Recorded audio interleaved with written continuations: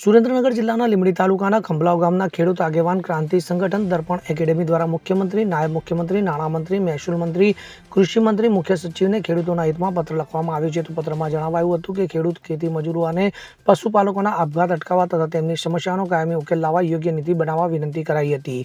તો છેલ્લા કેટલાક સમયથી અતિ માવઠાને કારણે રાજ્યમાં ખરીફ સિઝનનો પાક સંપૂર્ણપણે નાશ પામ્યો છે. પરિણામે ખેતી પર નિર્ભર ખેડૂતો, ખેતી મજૂરો તેમજ પશુપાલકો તમામ ગંભીર આર્થિક સંકટમાંથી પસાર થઈ રહ્યા છે. તો પશુપાલકો માટે પૂરતો ઘાસચારો ઉપલબ્ધ નથી, જ્યારે ખેડૂતો અને તેમના પરિવારોને પાકના નિષ્ફળ જતા મહેનતનું વળતર પણ મળતું નથી. તો આ પરિસ્થિતિને ગંભીરતાથી ધ્યાને લઈ રાજ્ય સરકાર દ્વારા તાત્કાલિક અસરથી ખેતી સાથે સંકળાયેલા ખેડૂતો, મજૂરો અને પશુપાલકોને તરત જ પૂરતી અને યોગ્ય આર્થિક સહાય આપવામાં આવે, જેથી આગામી વર્ષ સુધી તેઓ પોતાના પરિવારનું ભરણ પોષણ તેમજ ખેતી પશુપાલનનો ખર્ચ ઉઠાવી શકે. તેમજ હજી સુધી જાહેર કરવામાં આવેલ પેકેજની રકમ અપર્યાપ્ત હોવાથી તેને બમણી કરવામાં આવે અને વિવિધ યોજનાઓ હેઠળ ગ્રામ પંચાયતના વીસીઈ કોમ્પ્યુટર સિસ્ટમમાં ટેકનિકલ સમસ્યાઓને કારણે સર્વર કાર્યરત ન હોય તો અરજી સબમિટ કરવાની સમયમર્યાદામાં વધારો કરવામાં આવે અને આગામી વિધાનસભા બજેટ સત્રમાં કુલ બજેટમાંથી ઓછામાં ઓછા 50% રકમ ગ્રામીણ વિકાસ અને કૃષિ ક્ષેત્ર માટે ફાળવવામાં આવે. તેમજ જોડે જોડે ખેડૂતોના બાકી રહી ગયેલા દેવા પણ માફ કરવામાં આવે તથા ખેતીનો કુલ ખર્ચ સરકાર દ્વારા સહાયરૂપ બને એવી વ્યવસ્થા કરવામાં આવે. તો કાયમી ઉકેલ માટે કૃષિ નીતિ, કૃષિ પંચ બનાવવામાં આવે તથા તેને યોગ્ય આર્થિક ભંડોળ ફાળવવામાં આવે અને ખાસ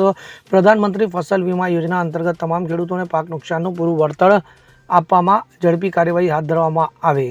ખેડૂત આગેવાન ભરતસિંહ ઝાલા આજે ગુજરાતના મુખ્યમંત્રી, નાયબ મુખ્યમંત્રી, નાણામંત્રી અને કૃષિ મંત્રીને લિખિતમાં રજૂઆત કરી કે હાલમાં જે રાજ્ય સરકાર દ્વારા પેકેજ જાહેર કરવામાં આવ્યું છે અપૂરતું ને અધૂરું છે.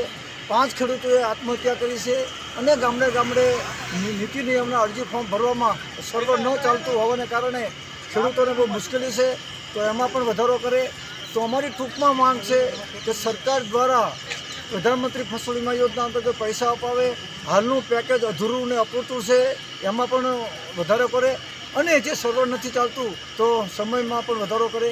અને સૌથી મોટી માંગ દેવા નાબૂદી, ભાગ્યા મજૂરોને અને જે બીજા અન્ય વર્ગ ખેતી સાથે જોડાયેલા છે એમને પણ આર્થિક મદદ કરે એ રજૂઆત અમે કરી છે. જય હિન્દ. કલ્પેશ વાઢેર સાથે CN24 ન્યૂઝ, સુરેન્દ્રનગર.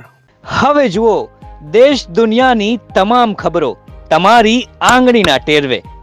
ઉઠાવો મોબાઈલ અને Google Play Store પરથી ડાઉનલોડ કરો અમારી CN24 ન્યૂઝ મોબાઈલ એપ.